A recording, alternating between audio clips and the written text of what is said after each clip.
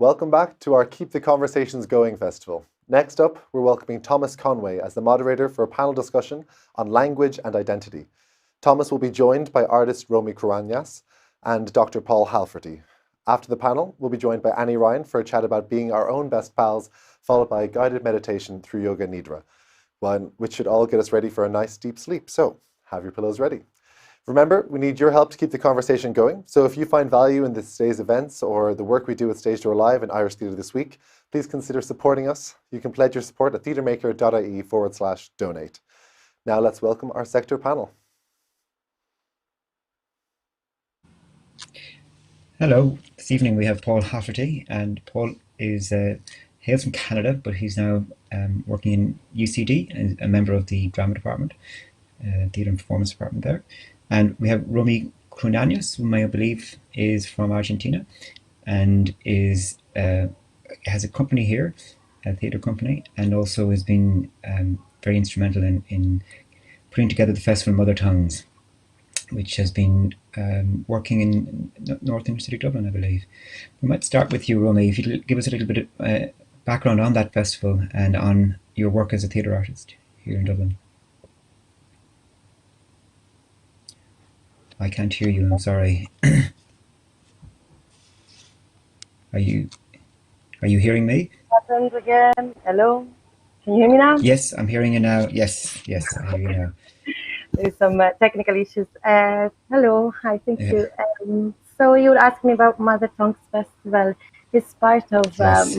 Mother Tongues is a company that has language schools and intercultural family parenting classes, and as well as that, once a year they put together a festival. It's now been for 3 years. So it's funded by the Arts Council and many other funders.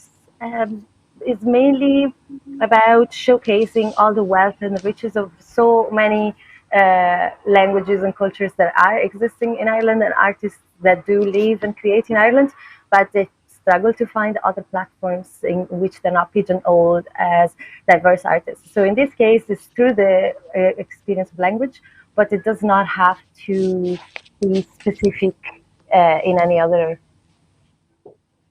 way, if you know what I mean. Like Sure. any type of art is welcome. It's not specific to theatre. Okay. So um, the idea is to, in some ways, foreground and celebrate the diversity of languages that are now being spoken as first languages here in Ireland, and particularly in Dublin. And could you give us an insight into um, whose brainchild this was, indeed, and what inspired the idea itself, and what what has it been like to bring all these different languages together? What kinds of opportunities does it create? What kinds of challenges does it also need to confront? Yes, well, it started with Francesca Lamorgia in a collaboration with Elena Cristofano 3 years ago, and my collaboration with them initially was as a facilitator. I facilitated a theater workshop in Italian, and then the following year I was part of a panel with them as well. Can you still hear me? Yes. Okay. And the sound just changed here.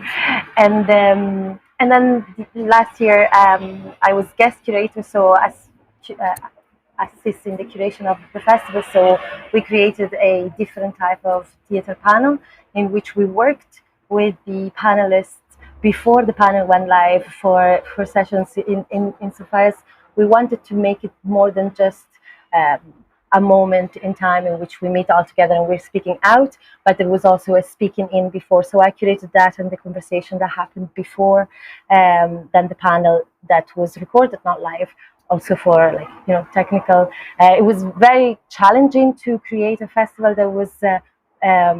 With COVID times, not knowing how much would it been able to be hybrid or online or if live, if anything, while what was really always celebrated and Mother Tongue's Festival was on in February. So it was able to be on the same year as COVID as well. And then it was all a question mark until the online version of the festival that we did, basically. And we were really trying to celebrate, but not just celebrate and showcase all these artists, but also to give a voice and give a space for cross-cultural collaboration, as well as collaborations for artists of different languages, but even artists that work in the same language in different disciplines, or artists that work how can we find ways in which many artists that share a common sense of isolation in this time, a common sense of being silenced, being not seen, being not portrayed, and this, as people of diverse backgrounds living in Ireland, is very present because it's very seldom that Irish arts reflect the diversity and the wealth of diversity that is in our everyday lives in any sort of mainstream art. Really good. So much to come back to on that, but we'll touch in with Paul now, if I may. Good evening, Paul. Paul, Hi. You have been instrumental in putting together a recent conference with the rather brilliant title Land Speak, and takes its inspiration from the Canadian landscape and the First Nations peoples of Canada. Is that the case? Yes, it was. It actually comes from an essay by Jeanette Armstrong called Land Speaking. She's from an Algonquin. I can't speak right now. Suddenly I'm nervous. Algonquin Indigenous writer, poet, an author. And she has an essay called Land Speaking, which she speaks about, or she writes about, the importance of the land and language, and how they are, for her, almost one and the same in their connection. Wow, okay.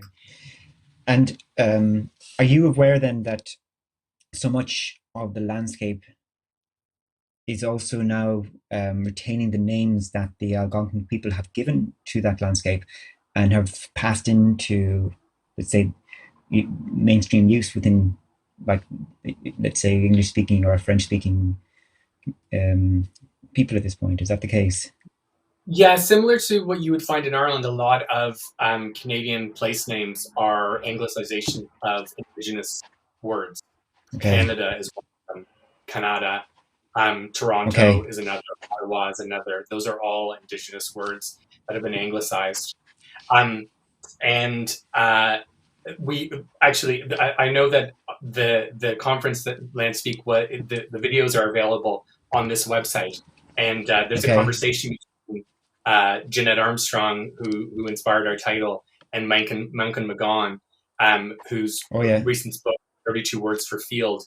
And they talk that I would recommend people to watch it because it's a brilliant conversation about the relationship between language, land, and culture in a broad sense, like culture in an epistemological sense, and how we think of and understand everything, basically. Yeah. And so, do you find a lot of affinity between the kinds of issues that are raised in the tensions between the Indigenous and the, let's say, the colonizing language in Canada as they exist here in Ireland, now that you're coming to know Ireland in that sense? That came up quite a lot. Those ideas were definitely very present, and so maybe I should talk about the sort of genesis of the conference. So I'm the director for the Center of Canadian Studies at UCD, and my primary work there is to work with a visiting professor, who we have a new one comes each year from Canada. So last year we a professor called Renee Houlon came, whose special areas of research are the environment and Canadian literature, and specifically Indigenous literature. And we teamed up with the Ireland Canada University Foundation and James Kelly, who runs that. And all of us had an interest in recognizing the moment that is happening in Canadian culture more broadly, or culture in Canada more broadly, primarily inspired by the Truth and Reconciliation Commission, which was a commission that looked at the residential schools in Canada, and Canada is really wrestling with its colonial history and the realities of colonization that are present today. And so that's a conversation that has been ongoing and that is happening in a very significant way in Canada. People probably have heard about the finding of children, and dead bodies at residential schools across the nation.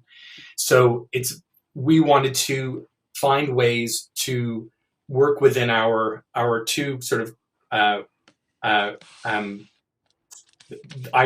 Canada University Foundation, the Centre for Canadian Studies at UCD, both are about bringing these two places together.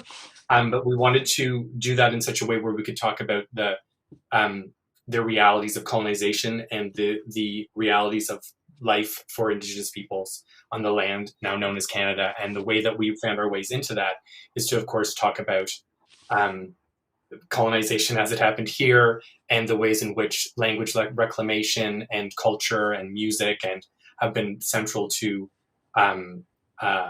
Irish culture on the island in a contemporary way. Sorry, that was a bit meandering. Not at all. No, so much to pick up on there. Of course, it's the concept today. Likewise, there are moments of certainly shared histories around the question of colonization as well that need to be acknowledged. And of course, we're all very familiar with the stories from Seal, where Canada had to come on board to offer a kind of refuge for Irish people fleeing the famine, and what horrible scenes that Canadians had to encounter there. Indeed, what bravery it took from a lot of Canadians to actually help out in that situation. Just out of interest, Paul, there are two questions I have. So one is how is it for you to engage with the cultures of Indigenous people when you might not yourself have facility with the languages, and how is that enabled for you to do so, or is it a challenge? Well, yeah, I have to say that my research is broadly speaking in Canadian theatre, and so my access or my engagement with Indigenous work has mostly been through English. Okay. And this is I don't know, as a topic, I think is a kind of interesting one because it moves through so much of Canadian theatre or theatre that happens in Canada, in that because English is so dominant both within the country and elsewhere, often Indigenous artists, Quebecois artists whose first language is not English, engage in English as a way to access or to gain access to broader audiences. So in another context, Michel Tremblay, quite famously, who's a Quebecois playwright and who was a separatist at the time in the 1970s and 80s, would not allow his plays to be produced in English in Quebec. He was of the mind, if you're living in Quebec and you want to see my play, you should watch it in French. But he allowed his plays to be translated and be produced elsewhere because he knew that they would have greater reach. So that's one reality. So the reality that many Indigenous people are writing and working in English because it allows them to have a broader audience. The other reality is that a lot of Indigenous people have unfortunately lost their languages, right? There are over 60 languages, Indigenous languages in Canada, and only 3 are considered to be stable at the current moment. The other, over 50 of them are considered endangered. And the majority of people Indigenous people on the land known as Canada speak these languages. So there hasn't been, there's probably more in film. Because you can have subtitles. So we actually went, in our conference, we didn't deal a lot with theater, but we did deal with film and literature. And specifically, we hosted a panel on short film in Indigenous languages, alongside short films in Irish. So yes, it has been. I haven't even embarked upon trying to engage with research that concerns Indigenous languages because I'm too far or too early in this area to even begin to access that. And to ask you a little further, then, you're pointing out the ways in which theatre has a limited capacity to contribute to, I suppose, to the cultural aspects of the languages as yet. Is theatre considered part of the colonizing endeavor, as it were, for a lot of these Indigenous peoples? Is it something that was imposed? Yes.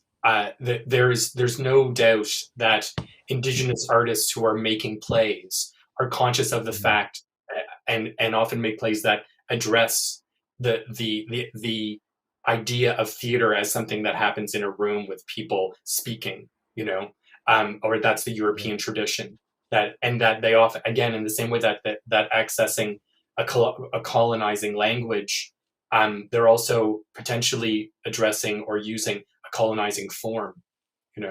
Of course, theater modes of performance have been taken, and wonderful modes of performance and culture have been present on Turtle Island, which is one of the Indigenous ways of talking about North America, for thousands and thousands of years.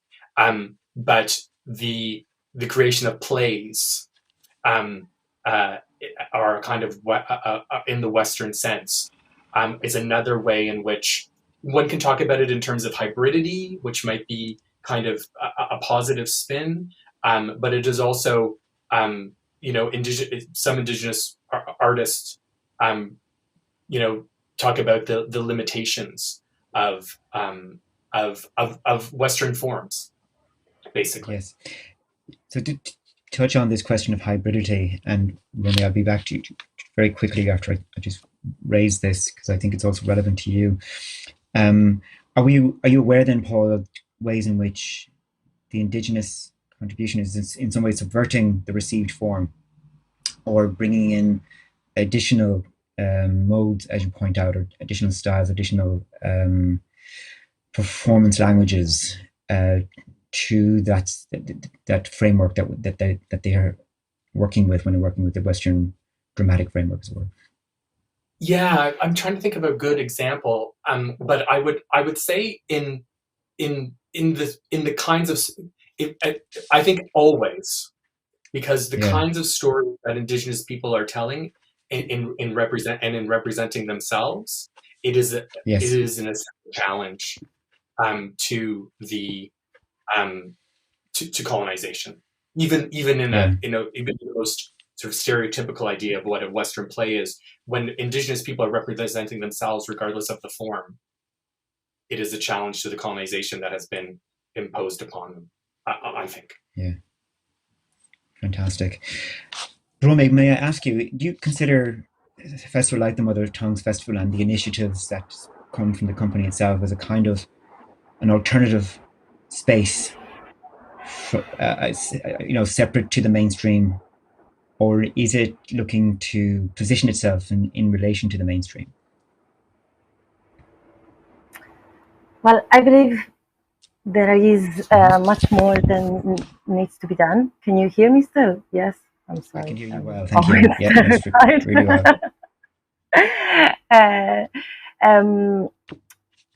So I, as an artist, my practice is focused on trying to make theater that is inclusive, that is enjoyable by people from many different backgrounds at the same time.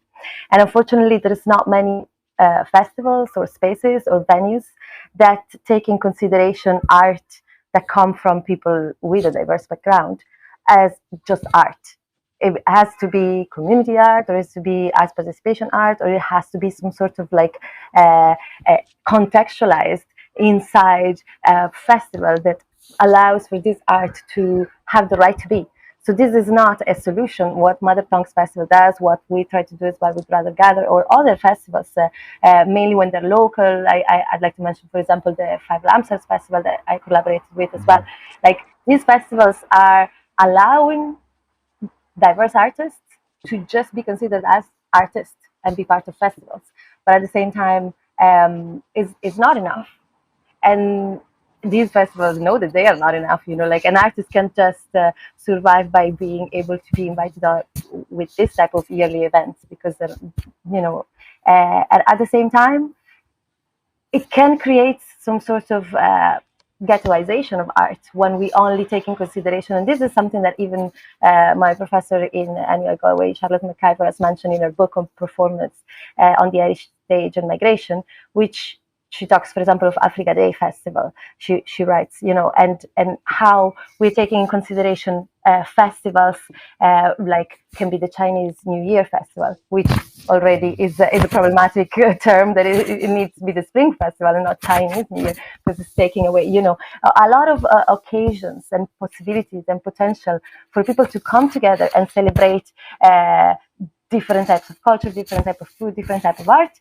They get contextualized in a ghettoized way, in a way that's often like separates one culture from another. So definitely Mother Tongues Festival goes beyond this, but at the same time, it's not because of its own will, but because of how things are seen in Ireland. It gets put into a box. There is the box of something that is maybe closer to community, while all of the artists and the amazing artists that are part of it are all artists that do mainstream art, if you want. Like, I don't even know if to call it mainstream art, but that it has another think has another connotation. You know what I mean? Like they do art that is it's just art. That's it, and it shouldn't matter what is the mother tongue of the person that did the art. In Well, I, first thing I will do is I'll also give a cry out to the work of Charlotte McIver, Dr. Charlotte McIver, who was a colleague in UI Galway when I was working there, and whose work, just goes from strength to strength all the time. I could never quite keep up. It seems to be always breaking new ground every time I get into a conversation with her. So you must find you're extremely well stimulated and supported by having her as a supervisor on your own research. And I'm interested to hear that you find that this question of being bracketed as something, being ghettoized, as you put it, seems to relate to both this question of space, where the festivals are taking place, and also to the kind of labeling that takes place around the festivals, and indeed it may well relate to the funding structures. Would that be right? In which from which these festivals can draw, so that when you go to the Arts Council, it's not strictly to festivals that you're going. You may be actually going to participatory arts or community arts or whatever, in order to draw funding. Is that the case? Absolutely, yeah. And there are a lot of layers. There is also something that I'd like to mention, which is accentism. On the topic of language, we can't really avoid talking, because we have the time, I'd like to bring it up. Accentism is also something that when someone comes from another country and has an accent. Yes? Sorry, the word is accentism, is that right? Yes. Yeah. So basically the kind of prejudice that we can feel for someone with a different accent, and the perception that we get from hearing someone that speaks in a way that maybe is not the typical way that we're used to hear people speak English. And this can happen also with people of different abilities, for example, and it's not just a national, a matter of national identity. What happens also with accentism, it can be related to working class or other types of, backgrounds within Ireland. And this has a strong impact when it comes to who we listen to, how long we listen to them for, how much attention we're able to pay as well. Like I can say, sometimes for me it's hard to understand some accents over others. So I understand my accent can be hard to understand at the same time. But imagine you're having networking situations, you can talk to people from the Arts Council or things like this, but you perceive you are treated often in a different way because of the way you speak. And this is present, this is obvious, and unfortunately it has as well a strong then personal connotation to the person that is trying to have important conversations, often gets misinterpreted, gets demotivated as well, and the hurdles and the barriers that are there for people that maybe have 4, 5, 6 languages and a lot of wealth of knowledge that they can share when they want to participate, then they find themselves just being pigeonholed and kind of like put aside because maybe they just have a different way to express themselves. Can I ask you both, and you both may jump in at various points, just to bring a slight personal dimension into this, but I'd be interested to know what it's like for you to observe or indeed to participate in those occasions where many different languages are being negotiated in some kind of shared endeavor, and particularly in some kind of shared endeavor on performance. Have you witnessed collaborations, negotiations where English is not the dominant language, but in actual fact many languages are being drawn on in order to effect the collaboration?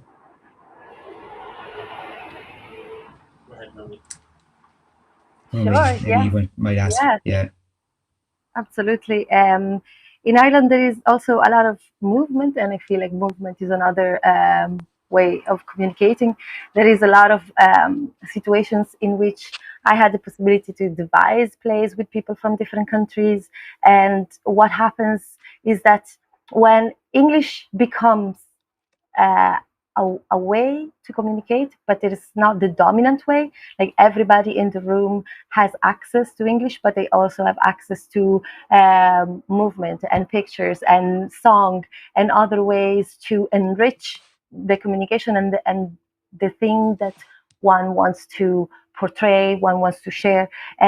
What happens a lot of times is that to me personally, then this is the reality in my own family, and I was brought up bilingual, and I speak 5 languages in my brain. So to me personally, is the ideal way of working, and the more languages, the better, because we need to understand, and we know through theater, like text is only an aspect of what we do, and the language and the words that are said, they can only express up to a point the feelings and the importance of all of the layers of understanding and sensorial experiences that can be behind a gesture or a word. So, of course, when you are layering a word with a gesture and a vision, when you're coming from one perspective only and you think, okay, this must mean that because this is the only thing that I've seen, it can make sense and it can be clear. But when you come from many perspectives, then you see, oh, this means that to me. But for example, when I was at a residency in Germany, there was collaboration with a Japanese artist, and she couldn't understand why are you fighting? And I was like, well, that's what my family did. Oh, my family never did that, And so you get to learn as well. Oh, there is other ways of fighting that are not shouting. And like, what would your family do to show this thing? And this is an amazing occasion for learning not just how other families, how other people work, but also how can you be perceived sometimes, and how other things people do can be perceived. So language and culture even has elements of temperament and I suppose temperature even attaching to them. Paul, I might ask you in turn. It's a complicated question to associate Irish with an Indigenous language, given that it has a kind of an official status here, or is paid a certain kind of lip service. And there is a certain ideological context in which if people understand what Irish means, it often attaches to, also attaches to some degree to a certain class connotation. Those aspects wouldn't pertain to the Indigenous languages in Canada as such, would they? Is not in that. How are they supported, or what status do they have within the educational context, for instance? The work that is, so again, because there's so many, right? There's so many Indigenous languages. They are not afforded the kind of support from the government that Irish has or French has within the Canadian context. The work that is being done to reclaim Indigenous languages and maintain them is being done by Indigenous people themselves, almost, for the most part, almost entirely. Okay. And are you aware at all of anyone coming from an English-speaking background making the effort to learn the Indigenous language of their country? There would be there are some people who are, I think, actually at this point in a kind of engagement around the colonization and of the land known as Canada. I think a lot of settler Canadians, people like myself, we literally learned nothing in our education about colonization or Indigenous people. Quite literally, almost nothing. So the education that's happening, and there is education happening, of settler Canadians is in the earliest stages. So as people are saying at home, we're engaged. The Truth and Reconciliation Commission was published, I think it was 2015 or 17, and we're at the truth point. We're nowhere near the reconciliation point. We're still at the truth point. We're still at the point where people are telling their stories, and Indigenous and settler Canadians are educating themselves. So I think language is a part of that for some people, but I think most settler Canadians are not there yet. the Canadian Association for Theatre Research, which is an academic association of which I'm a part, is organizing a reading of the Truth and Reconciliation report over the autumn. It's over 500 pages long. So that just sort of came to my inbox this week, because what people are saying is that we have not read this commission report. We have not educated ourselves, and that's what we need to do. I think that language is and will be hopefully a part of that. But I think that the level of discourse amongst most settler Canadians is so minimal, and that was on purpose by the government, basically, and the educational system is so minimal that we have to start. We're just starting. Most people are just starting. Are you taking your bearings to any degree from, let's say, such achievements in South Africa as the collaboration with the on the UBU and the Truth Commission? Wasn't that Kent? What's his name? The artist Kentridge, and I'm trying to remember the puppeteers who were also on Warhorse. UBU and the Truth Commission seem to draw on their own Truth Commission and using the UBU framework as a way in which to make these stories actually really land emotionally, I think, if much as anything else. Yeah. There's definitely sorry. So I was just going to offer as another point of reference, perhaps, the work of Broken Talkers here in Ireland dealing with official documents such as the Ryan Report, as they did in the Blue Boy. Would any of the theatre makers in Canada be relating to the Truth and Reconciliation Commission in that way at this point? Yes. Yeah. There's artists across the country. I have a PhD student, Samantha Cade, who's going to be looking, who's just starting in September, and she's looking at the ways in which Indigenous artists responded to Canada 150, which was the commemoration of the founding of Canada as a nation, and of course, and the decade of centenaries, and there have been a variety of responses from Indigenous artists to Canada 150. Some decided, and the Arts Council's funding of projects to address it. Some decided that they weren't going to address it at all. That they didn't want to, or they weren't going to take the money. Basically, they were going to make their own work, but they weren't going to be a part of this. Others decided that they would take part in the program so that they could critique and engage in critical ways with the commemoration of the founding of Canada as a nation, so there's a great variety of work that is being done around the Truth and Reconciliation Commission, including things like, this is an anthology of plays, which is about residential schools, written by Indigenous peoples. There's a number of there's been a lot of publication recently of plays from across Canada by Indigenous artists that are dealing with all aspects of Indigenous life. It's really fascinating to hear that that the critique can often be there as well. Just to say, it's very Irish, but Samantha Cade is a former student with me at the Lyre, and I celebrate her own abilities as a director and some of the wonderful work she's done as a devising director in devising form, and certainly some of the work she's done with the news. So she's probably taking a lot of that influences on and bringing it into to her research here. So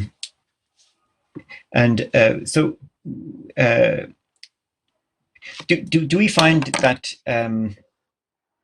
a lot of the work that you are referring to is in a way anti-establishment? It may even be sort of quite radical and revolutionary in its intentions and sort of liberatory, and if anything also anti-capitalist in its orientation. Would we see a certain ideological sort of orientation or emphasis in this kind of work, that it's very deliberately positions itself at a tangent to society, or in a way to critique society? Romy, how about you? Romy, I might ask you indeed. Do you find that the work that of the artists you're dealing with are not looking to place themselves into the mainstream, but actually looking to position themselves in some ways antithetical to the mainstream? Definitely, there is a need from people that see themselves as, in some shape or form, witnessing something that other people maybe are not able to see as much.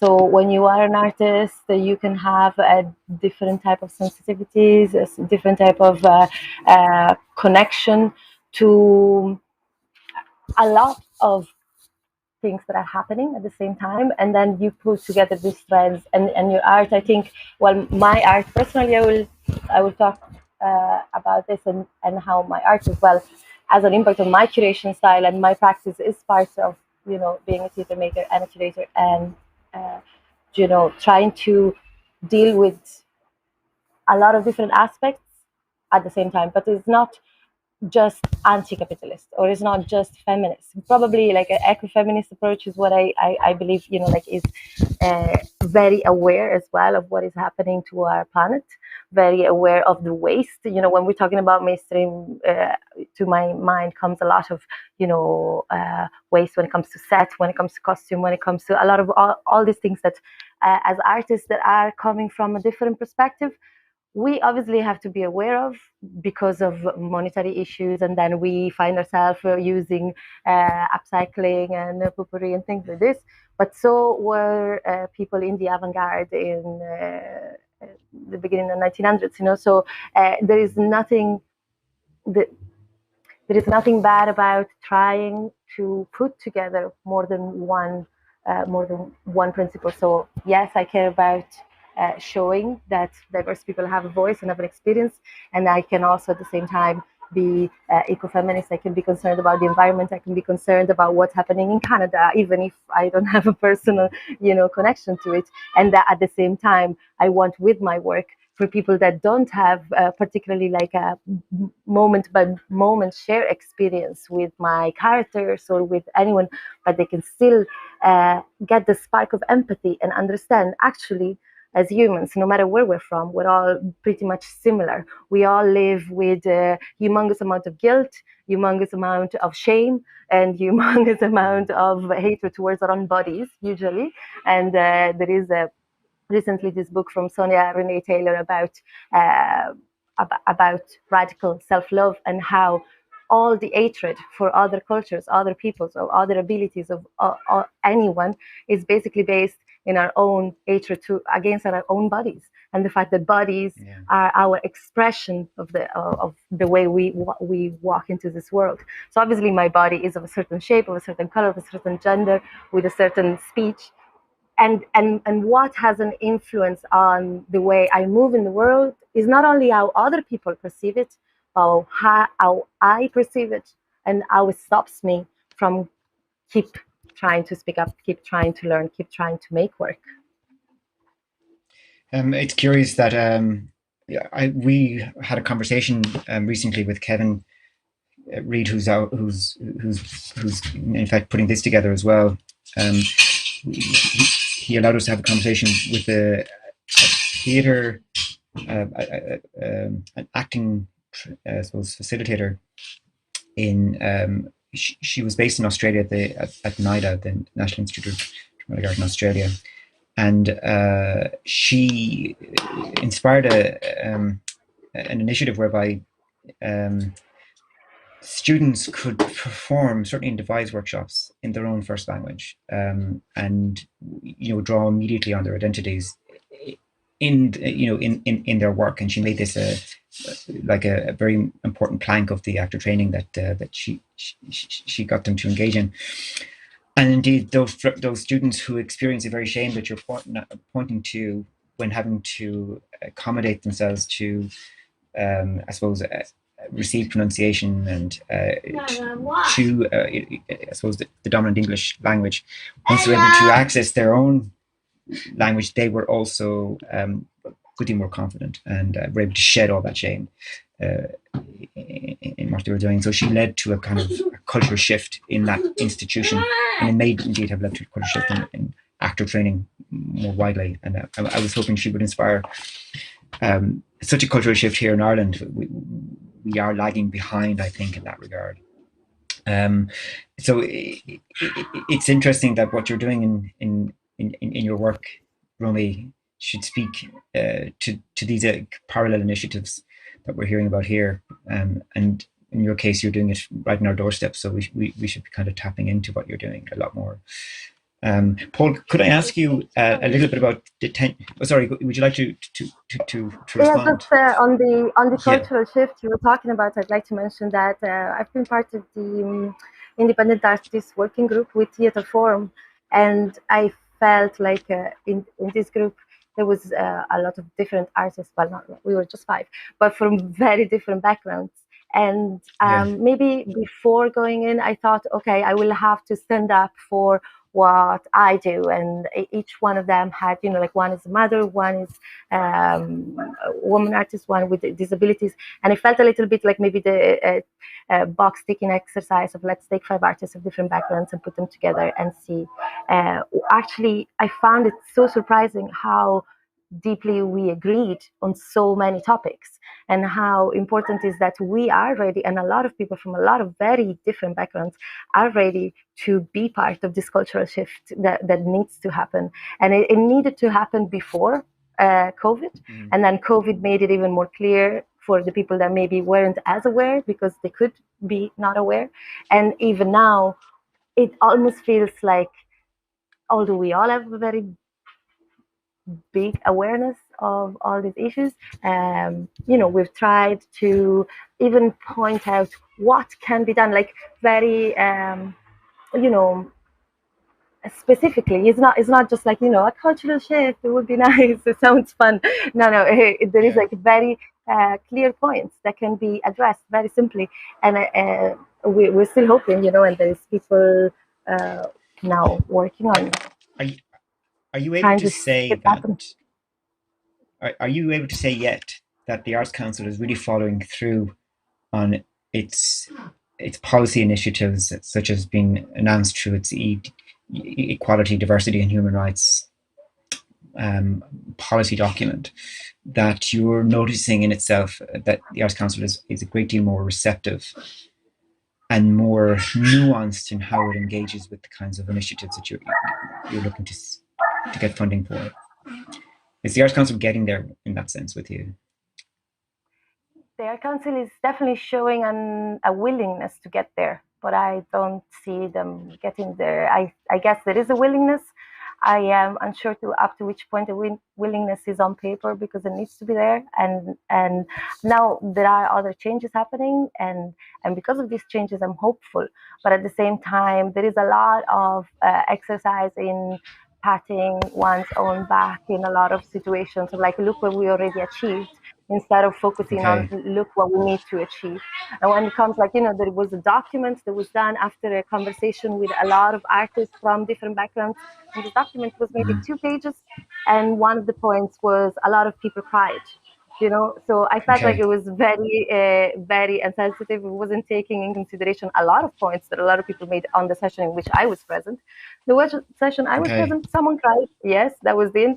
I don't know how many other, but the situation is dire. Like we're here sometimes talking and making this exercise, and let's try to understand each other. But people need to leave the country because of the situation that it is. People are being kicked out of their houses. The situation with housing is not the same when you can rely on maybe a family living in the countryside or someone, and when you are a migrant artist that maybe have been working here for 10, 20 years and still can't, can't buy a house. So the rented situation, they need to move away from the city they've been in for the past 20 years. It is a bigger picture, and sometimes we like to look at how great we've done this little bit, and it is great. At the same time, it's not enough, and it's not enough because it hasn't been done thinking at the bigger picture. A lot of times it feels like an exercise in keeping the water inside the river, rather than, okay, we need to build something now. There is a bridge that really needs to be built, instead of just putting some sandbags here and there, which is how it feels sometimes. Very good. I'm going to come back to thinking specifically about theatre and ask you, Paul, about some of the tensions that exist between the Indigenous communities and somewhat celebrated theatre initiatives. Would you, for instance, be able to illuminate for us what happened around the Robert Lepage production, where he was looking to represent Indigenous peoples and yet was conspicuously casting non-Indigenous actors? Is it the case that the issues seem to set theatre against the priorities of Indigenous peoples? If I may, I might go back just to one of the earlier questions before talking about the Lepage thing, which I forgot about, to be honest. But, Okay. so when you asked about how like what kind of work Indigenous people were doing and how it might push against Western ways of thinking and doing. I didn't think of him at the moment, but there's a dancer called Brian Solomon, who's Anishinaabe, and he was trained by the Toronto Dance Theatre, and speaks about how he had a wonderful time there and it was all fine, but in a very sort of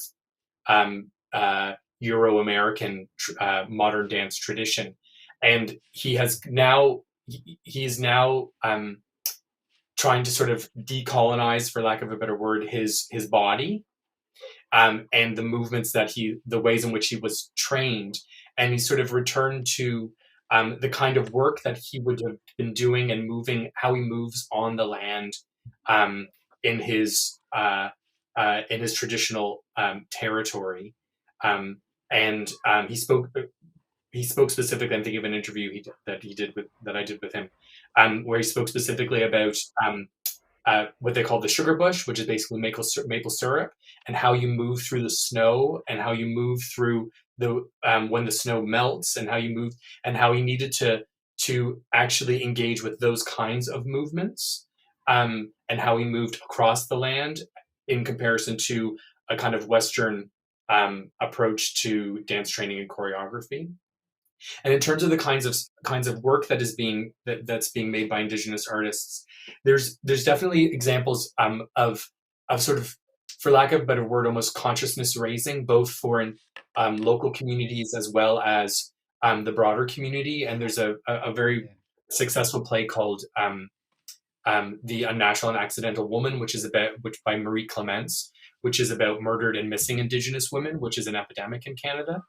And so there's a kind of way of telling stories, and hopefully bringing things to light that need to be brought to light.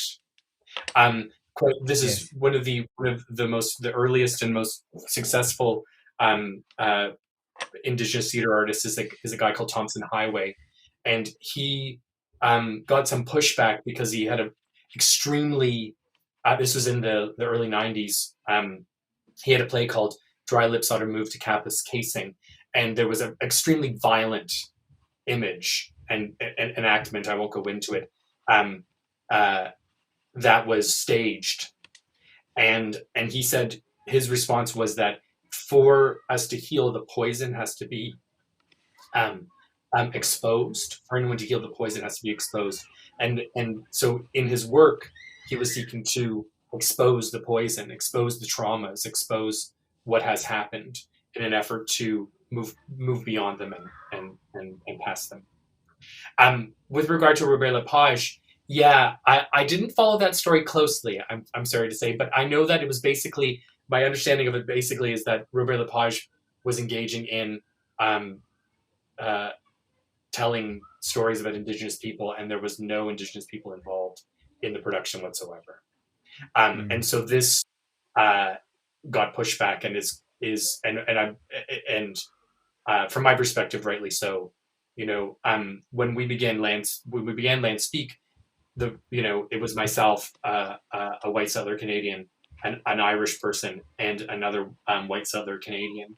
And the first thing we said was, we have to have Indigenous people on the organizing committee. This is, we have resources at our disposal, and what we wanted to do was foster conversations and connections between Indigenous people and people on the island of Ireland engaged in Indigenous culture. But we can't do that ourselves. We have to be in collaboration with as diverse a range of people as possible. Otherwise, what's happening?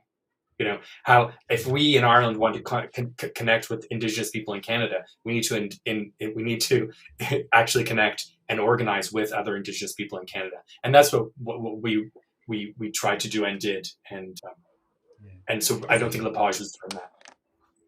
No, not He's at in all. Canada. But there is, yeah. I mean, we are having to explore these rather critical ironies of even today we're speaking in English, the dominant language, as we are trying to reflect on the diversity of languages that exist around us, and are there in the cultures we're looking to access. I often think that in time we come not to thank Brian Field for finding that conceit as he does in translations, whereby the Indigenous language is rendered in a form intelligible to the dominant audience and person that mainstream language. And in actual fact, what an instance of defeat it is in itself that conceit should succeed, and be widely praised. So, I mean, at some point, that irony is important to take on board, but neither does it invalidate totally what we're doing. Is that the case? We feel that to be the case. That yes, to the degree that we have to negotiate through English, let us do so. But let us keep an awareness that it shouldn't dominate. Is that how you find yourself dealing with these situations, Paul, or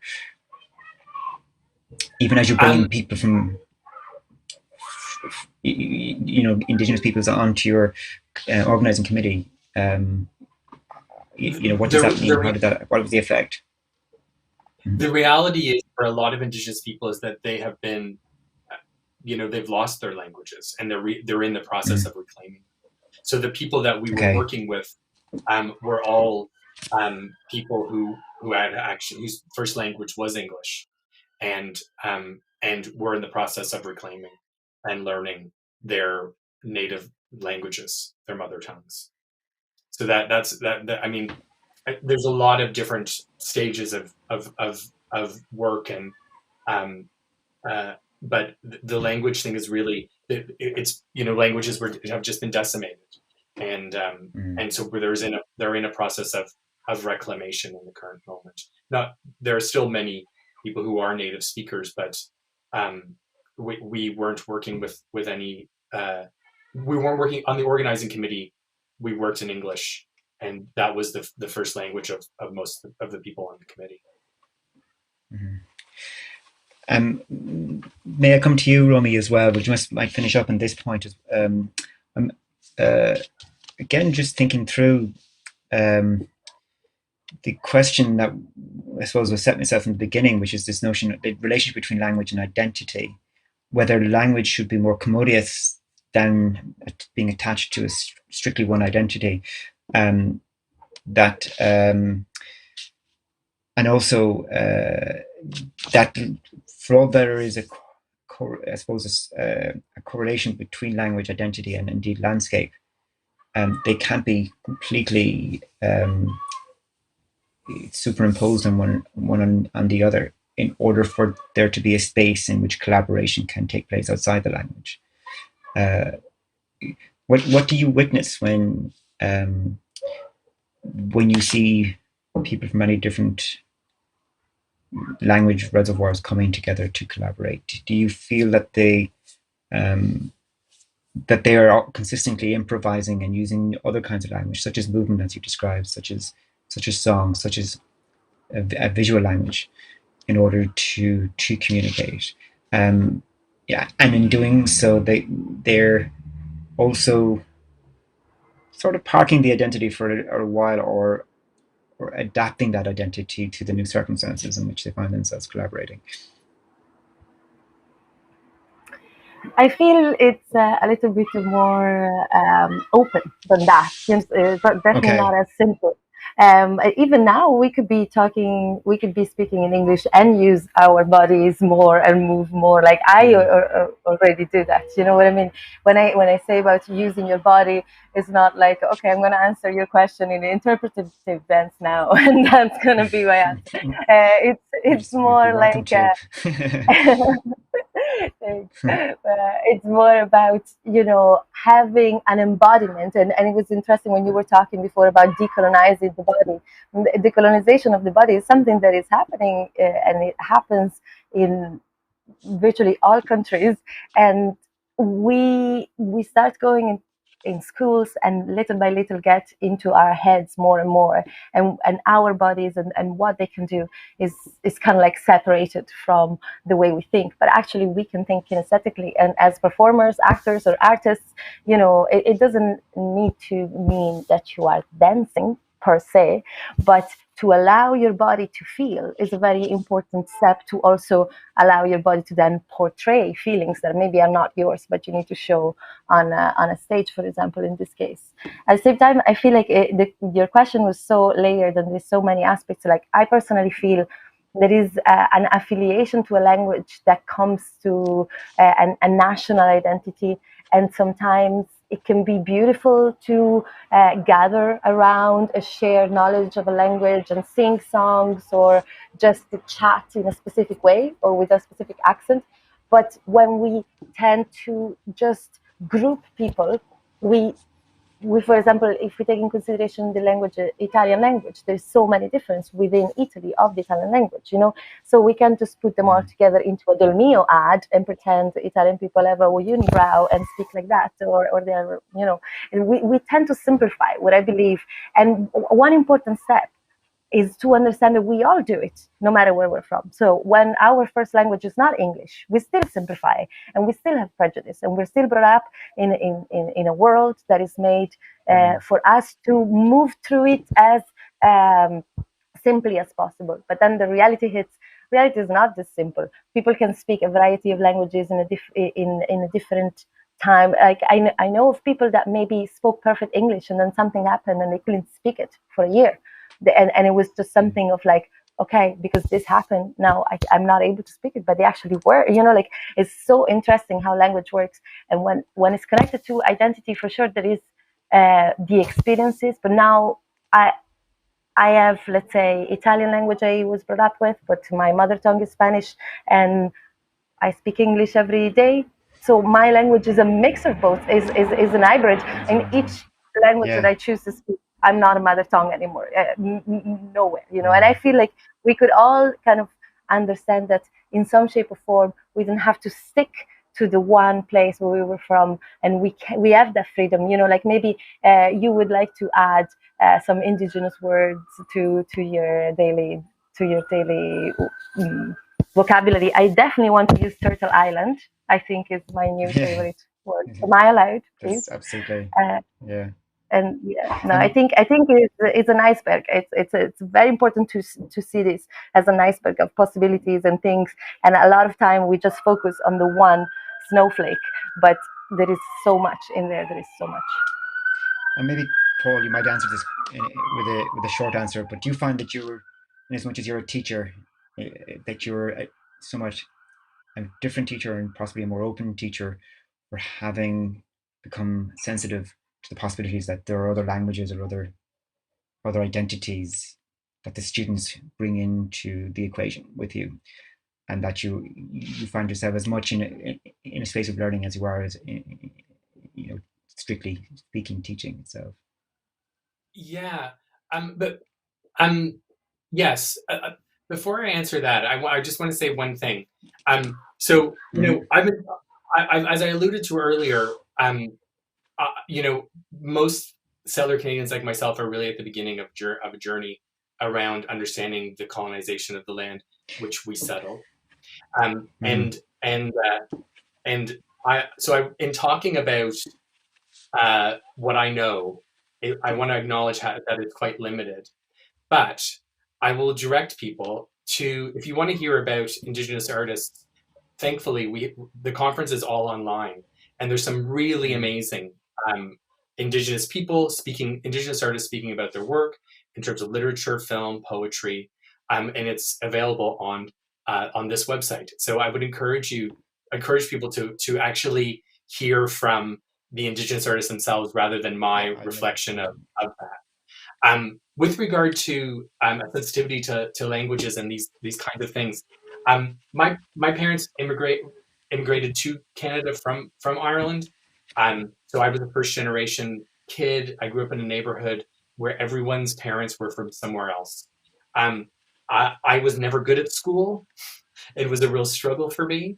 So in my teaching, I've always been really engaged with the idea that, oh, people are culturally different, because my best friend, Chris Ritchie, growing up, his mother was Slovakian and his dad was Italian, and like they ate different food than we did, and their parents spoke a different language at home, and so that was a very, very much a part of my sort of upbringing. There were very few Irish kids. We were the Irish family. There was not very many others. And then not being really good at school and having really to try really hard. Um, I always am quite sensitive that students learn in different ways at different points and need different kinds of engagements. So I'm not sure if that answers your question, Thomas, but I think it does to a degree. I just want to clear up one tiny thing with you, Paul, if I may. You refer to those Canadians who come from, let's say, a migrant background of one kind or another as settled Canadians. Is that the term that's been used? Settler. So settler Canadians. Yeah. So that's so there's Indigenous people and people like me whose lineage, parents came from this country, are called settler Canadians usually. Settler Canadians. Yeah. Okay, and that settlers. seems to be widely accepted at this point. Yeah. That is why. Yeah. Pretty much. And I just want to share with those viewers with us this evening that all that material from Landspeak is also on the TheatreMaker's YouTube channel. So I've been sampling it. It is amazing. I certainly will be delving into it a good deal more over the next few days and weeks. And I'm delighted that it's there. And I do think congratulations to Paul for being part of the effort to put that together. That people can hear from the Indigenous artists themselves and the artists in Ireland who are also amazing and doing amazing work in all aspects of language identity. Yeah, and we certainly now are going to be paying a great deal more attention to Mother Tongues, the Mother Tongues Festival, and I would hope to see the artists migrate from that festival into something like the Dublin Theatre Festival or indeed Dublin Dance Festival, or something that takes on a more sort of legitimate aspect to it, let's say. And in the fullness of time, I expect that to be the case. You can still see a lot of what we've done for the 2021 on the Mother Tongues Festival website. So if you want to take a little look, please feel free. Brilliant. So those are lovely to talk to you again. Bye. You too, Romy. Lovely to talk to you. And Paul, thank you both for joining us. You too. My pleasure. Take care. Take care. Bye-bye. Discussion. Thank you so very much to Thomas Conway and our panelists, Romy and Paul. Thank you very much, guys.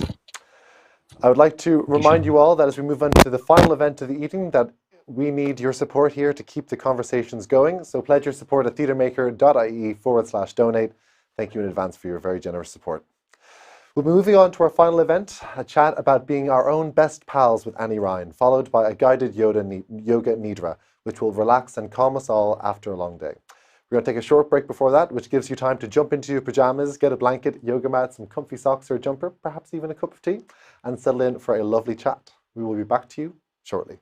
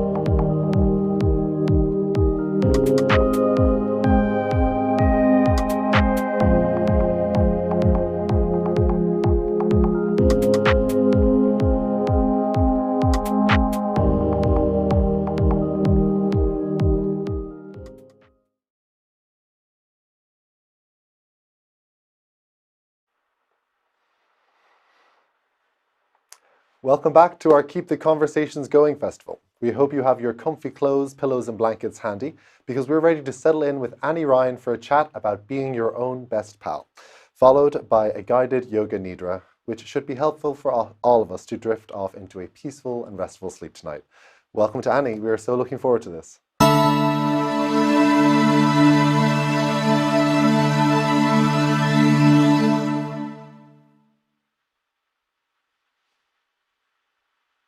Hi, everybody.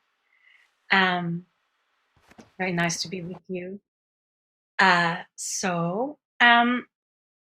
been running around like an absolute lunatic all evening. My 88-year-old mother is arriving, hopefully in the morning, and she rang me from the airport to say that she didn't have her passport COVID thing. So it's all been like high drama. So I need the yoga nidra as much as you. So I thought I would talk about the benefits actually, I'm just going to see if I do this. I think you can still hear me and see me. I just don't want to look at myself. So I've been a theater maker for many, many years. And little by little over the years, I've always been into movement. So that was always my kind of pathway, if you like. The way I always started was through the body.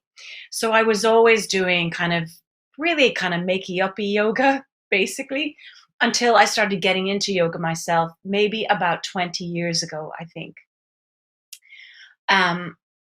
Just because the child is 20. So I think it must have been when I was pregnant with him. Anyway, the yoga kind of crept in and then became more and more just part of my life. And I found a really amazing teacher who I'll recommend. She's a wonderful yoga teacher here in Dublin called Louise Horgan. And you'll find her at louyoga. Whatever it is, IE or com. I think it's com.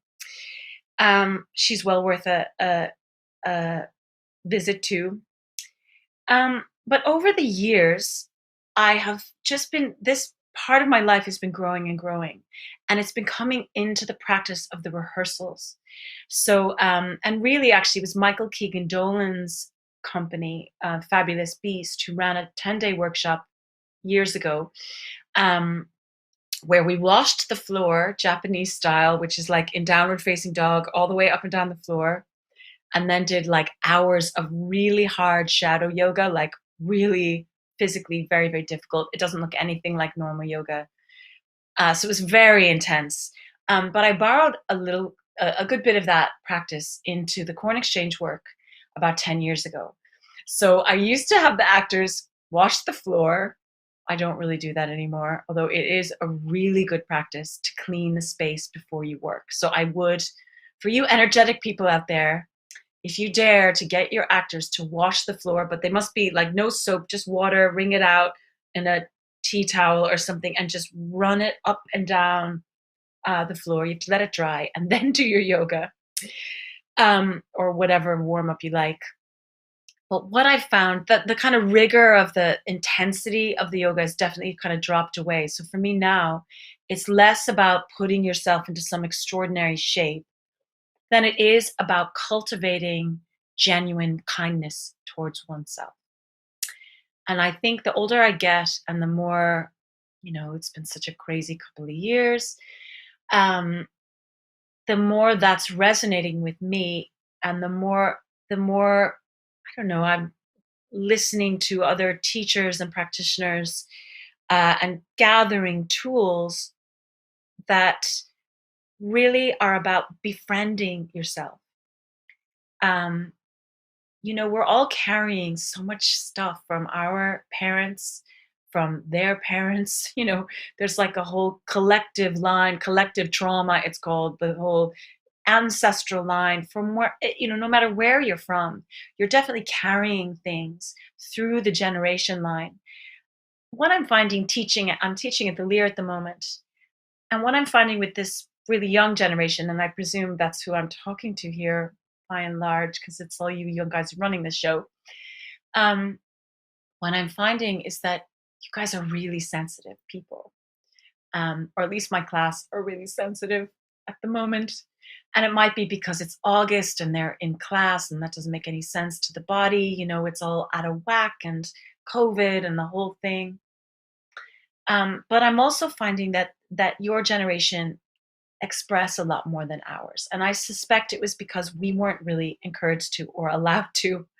So this is just a mad theory, but there's a real case. Maybe someone should do some research in their PhD on this, but there might be something to the idea that previous generations, like, kind of everyone over 40 maybe, or 35 or something like that, has grown up in a situation where they're not allowed to express themselves really.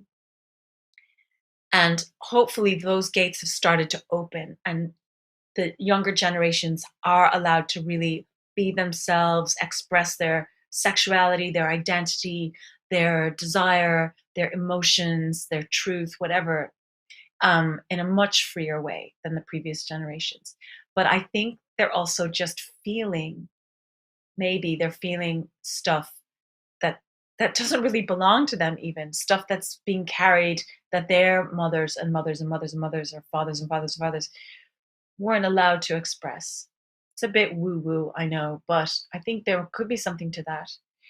In any case, wherever you are on the expression scale, whether you are a very sensitive creature, which all of us are really in the arts anyway, or hopefully we are, because our job is to connect with the feeling body of the character, whether you're directing or writing or acting or designing.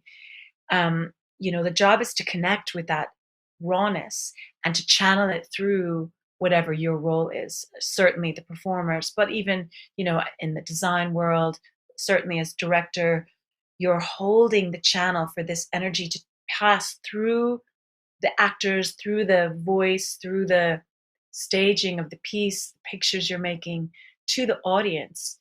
And I like to think of making the work, well, it's actually Anne Bogart's, the great director, Anne Bogart from New York.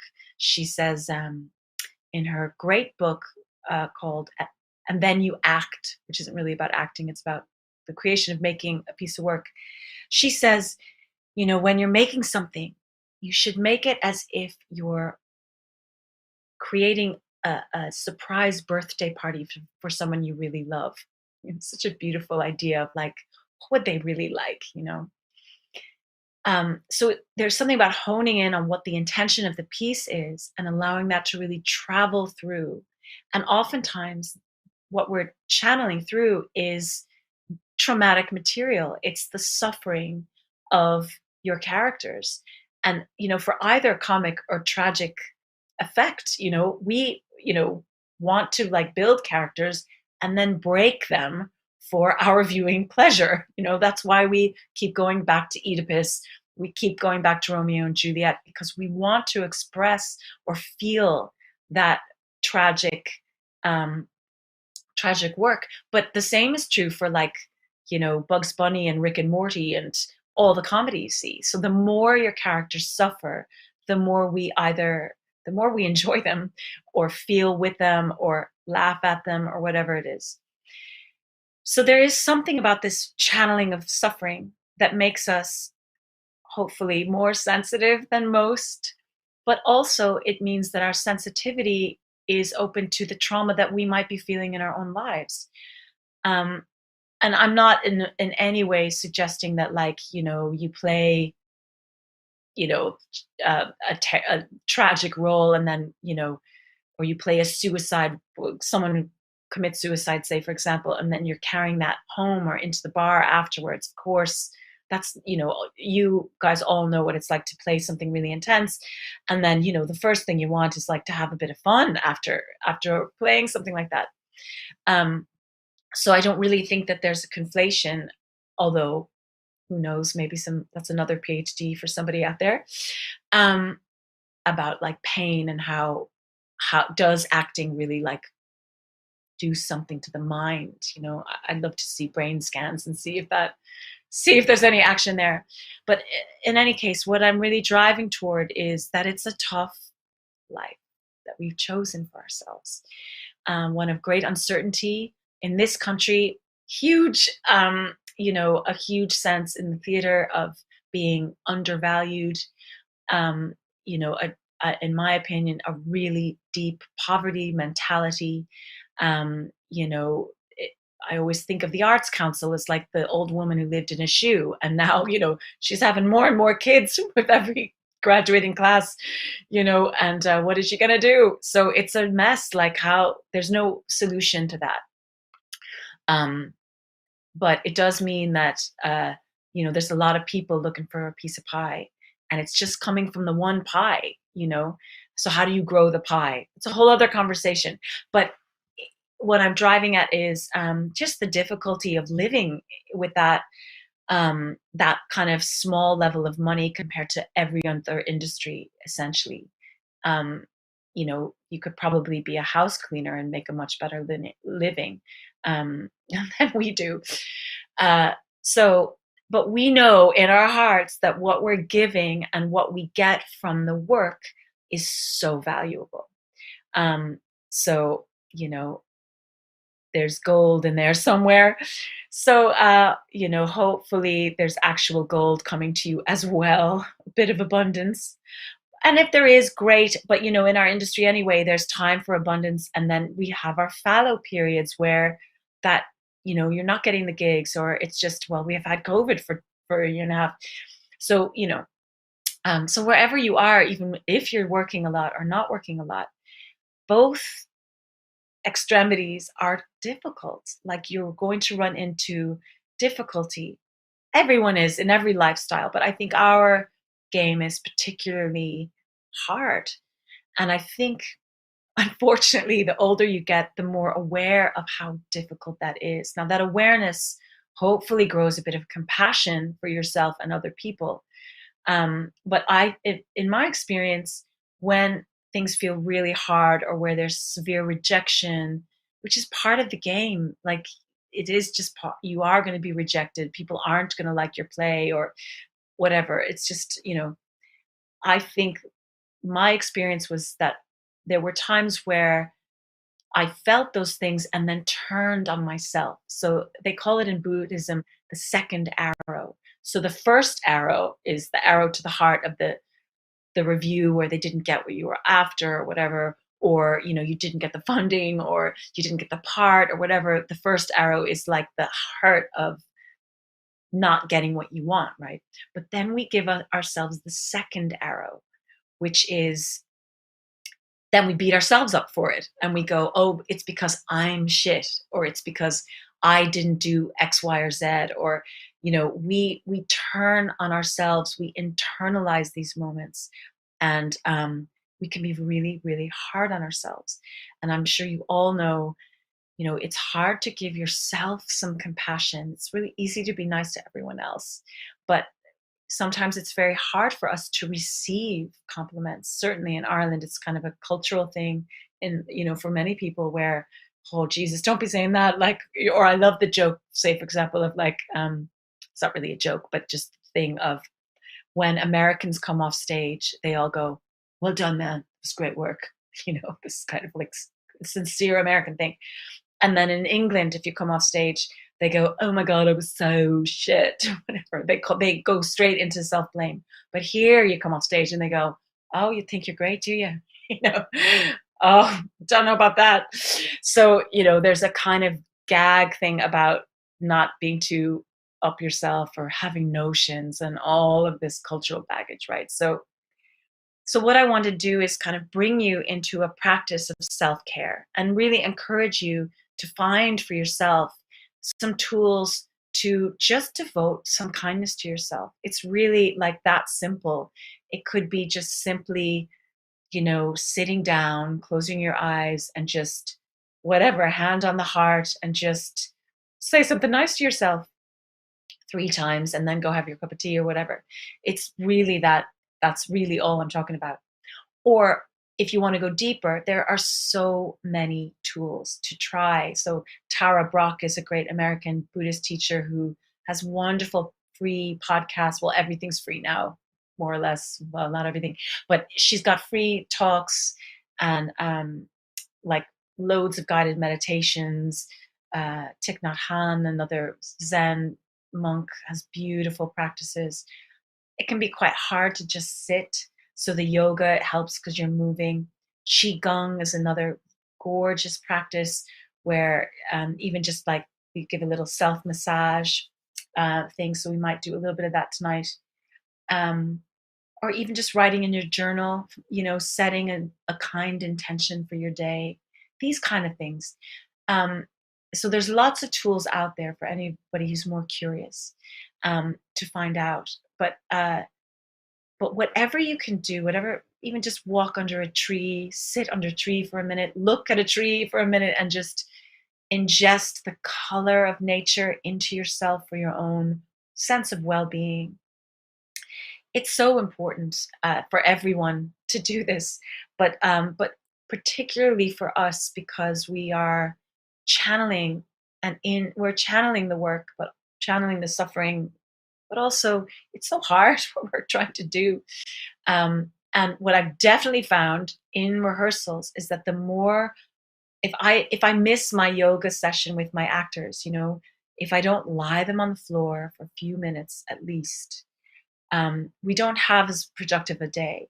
So what I find is that doing this kind of work, doing any kind of practice to really bring people into their intention, to really invite people to just let go of all the shit in their head, that they come to the work with this kind of clean, open channel. And the work they do is sort of coming from a less egoic place. So their fear and their anxiety and their aversion to other people's ideas aren't as present because they've let something go at the beginning of the day. So for all of you teachers and directors out there, make it your own, but whatever you can do to bring people into a meditative place of care will serve your work, even if the work is really crazy and full on and, really hardcore. It will help you so much. So for the duration of this time, what I'd like to do is invite you into the practice of Yoga Nidra. So Nidra is a practice from whatever, ancient India, I guess, in the yoga tradition. And it's said to be called yogic sleep, or bring you into an altered state of consciousness between sleeping and dreaming. So to do this, if you can, make sure that you can lie down fully on the floor. So if you want to travel your computer somewhere else, take the time now to set yourself up where you're lying down on a surface. It can be a bed, it can be a floor, it can be a blanket on the floor. You want to be comfortable here. This is the key. Definitely put on a few layers because during Yoga Nidra, your temperature drops a little bit. Cushions under the knees are really nice to bring the spine closer to the ground. A little eye pillow can be really nice, or just turn out the lights. And blankets are really nice just to have that little weight of protection on the body and warmth. So I probably should have said that at the beginning of my rambling chat to set yourself up. But I suppose if you're listening to this later, you could just press pause. But I'll just give you a few moments to grab whatever you can. This will be about a 20-minute practice. And then we'll come back to a seated practice to close for the evening. And if you like, you can go straight into bed after this. So if any of you have any trouble sleeping, this is a really beautiful thing to do to set yourself up for the night, for a night's sleep. Okay, so go ahead and set yourself up. Make any last minute adjustments you need. Nice to have something under the head, but not something too high, like not too high a pillow, better so that the neck can be nice and long. Get yourself really cozy. So, and if you're not lying down, you can also just be sitting. So if you're wherever you are here, imagining that you're lying down, or please do lie down on the ground. Close your eyes. And take a couple of deep breaths into the lower belly. Just relax the body completely into the ground and feel the lower belly rise and fall with each breath. This breath, feel the breath coming in. And on the exhale, letting go. Just let yourself drop into the gravitational pull of the earth. Relaxing the belly for this next breath. Letting go on the exhale. And this next breath. Watch the belly rise with the inhale and fall with the exhale. Let's take 3 really super deep breaths now. Inhale and really deliberately extend the lower belly with the inhale. Fill up all the way through the lower rib cage, all the way up to the collarbones. Squeeze the breath in for a moment, just hold. And then gently release, long exhale, letting all the breath out. Deep inhale, filling up the belly, lower rib cage, upper rib cage, and holding the breath. And now letting go, exhale, long exhale. And one more deep breath like this. Deep inhale into the lower belly, filling up the whole rib cage, the lungs, the heart, all the way up to the collarbones. Hold the breath at the peak of the inhale. Consolidate that energy. And now letting it go, long, slow, out. And letting go of that practice now. And just letting the breath breathe the body. Allow the arms to be at your sides with the palms facing upward. So it brings the shoulder blades a little bit closer together onto the back. Just watching the breath breathe the body.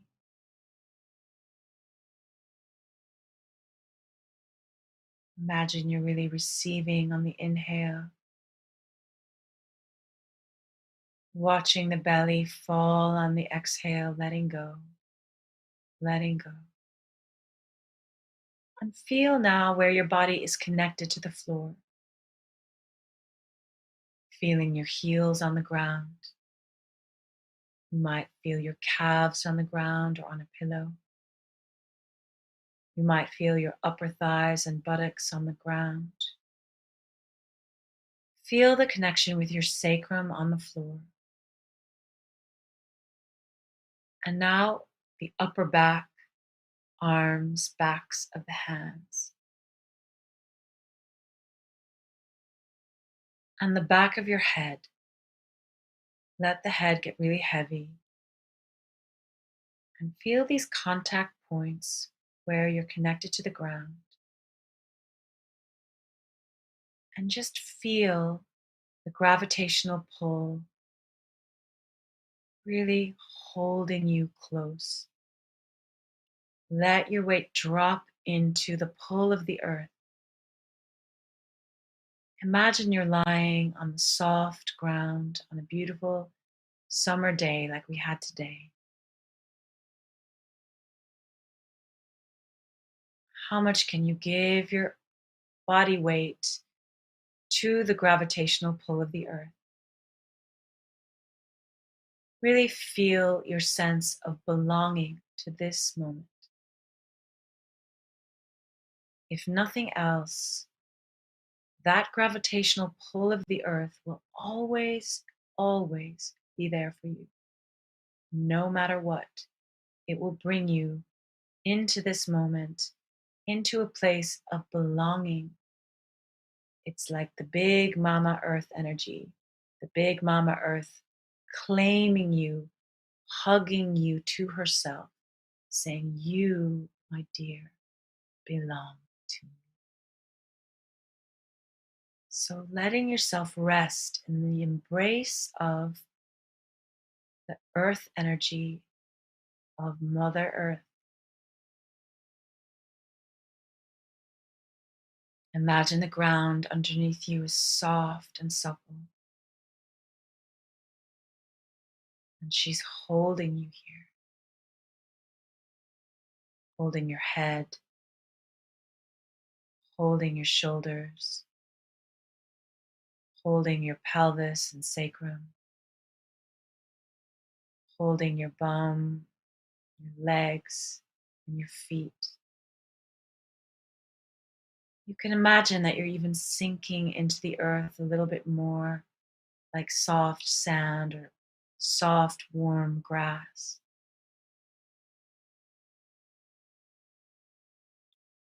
And just imagine now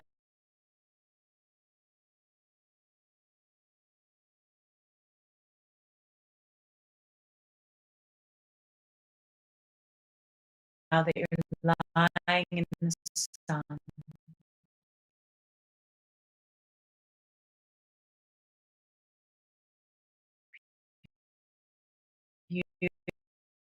Beautiful sunny day,